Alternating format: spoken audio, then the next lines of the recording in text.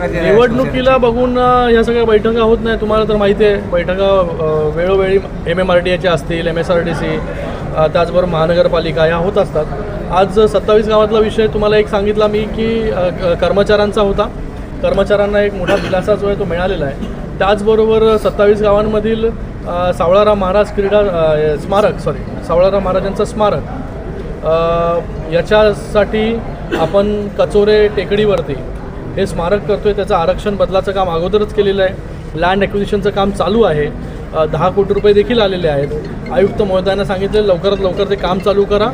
आयुक्त महोदयांनी लगेच आता त्याच्यावरती डिझाईन DPR होईल आणि एक मोठं संत सावळाराम महाराजांचं स्मारक या कल्याण डोंबिवलीमध्ये आपल्याला पाहायला मिळेल. संजय राऊतांनी काय त्याचबरोबर एक पाण्याचा प्रश्न आहे टॅक्सेशनचा, त्याच्यावरती देखील चर्चा झाली.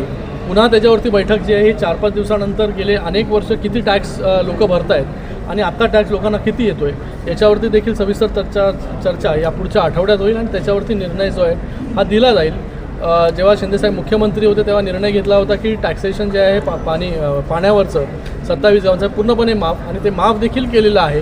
पण आत्ता काही त्याच्यामध्ये क्वेरीज आहेत, त्या क्वेरीज देखील सॉल्व्ह करण्याचं काम येत्या काही दिवसांमध्ये होईल.